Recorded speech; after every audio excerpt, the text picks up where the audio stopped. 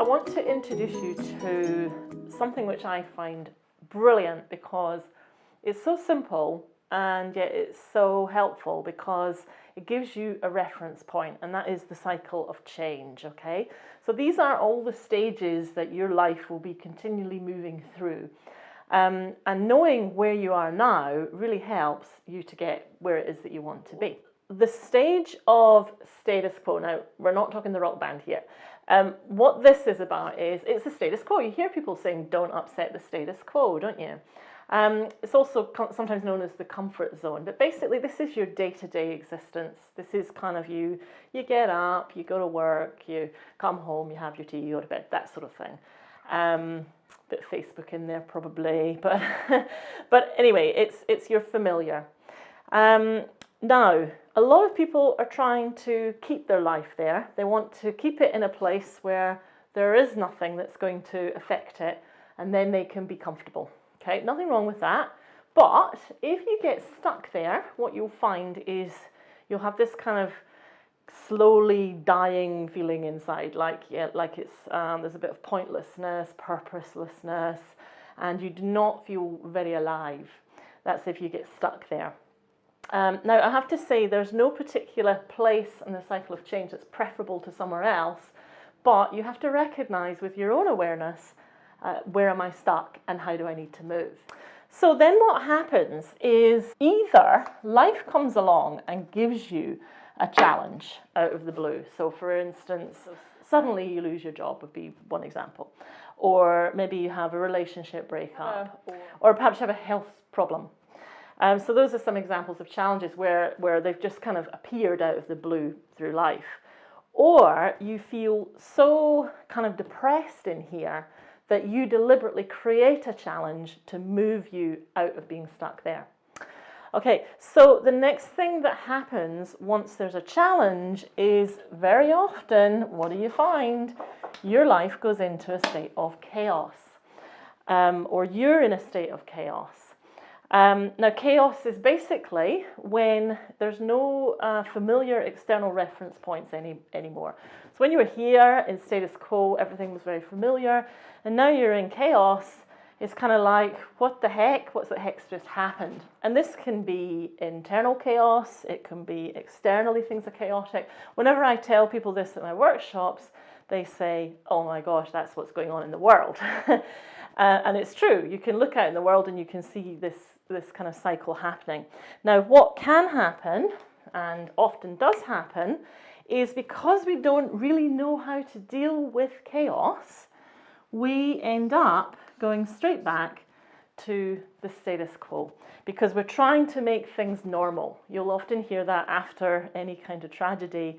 People want things to go back to normal. I'm not judging people for that. Of course they do. They want to be more settled and they don't want that stress. But this keeps you absolutely stuck, bashing around from one to the other, because it's kind of like you're a ping pong ball going through these three stages, round and round and round. So, of course, what you're going to want to know is what's over here. Now, this bit here, this is caused by not taking 100% responsibility for the whole of your life. Now, you'll get stuck here if you are blaming some sort of external circumstance.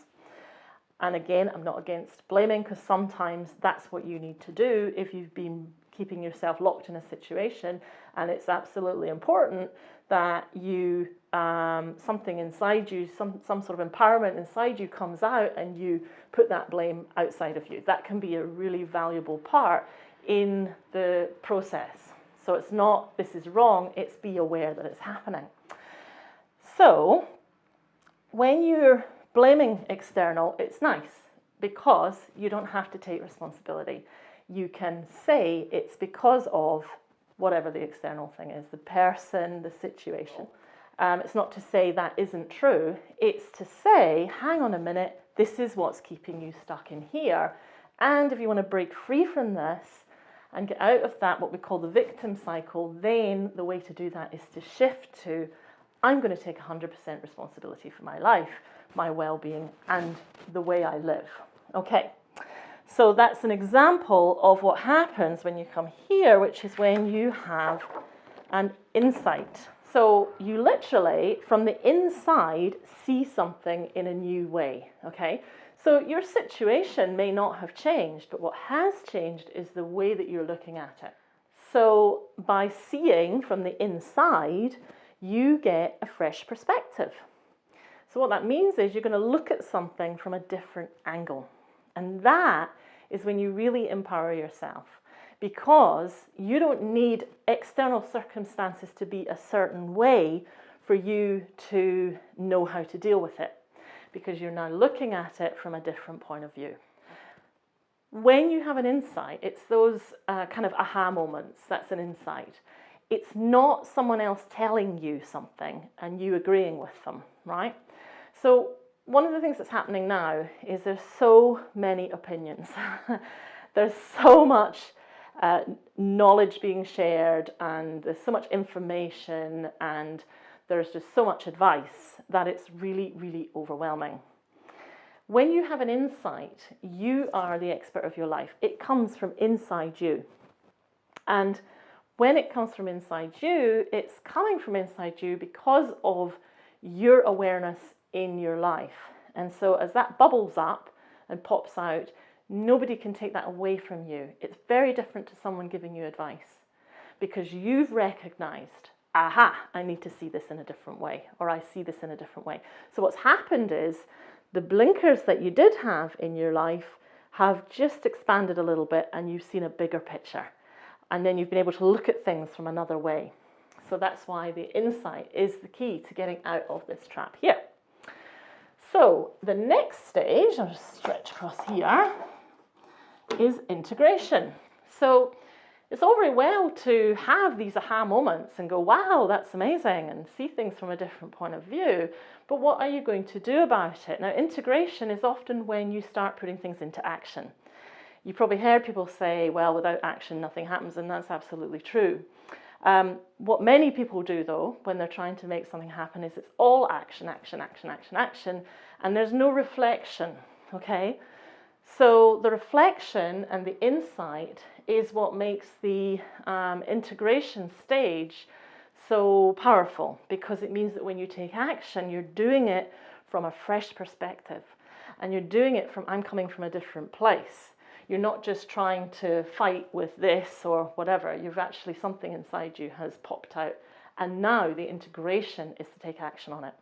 So if you download the sheet that I have, but depending on where you're watching this, if it's on the howtomakeadreamcometrue.com website, then it'll be below. Otherwise, if it's on YouTube, you'll need to click on that to go and pick it up in that website. But this here is the cycle of change, and what you can do is start this process where you're just looking for that one key thing that's going to make the difference, okay?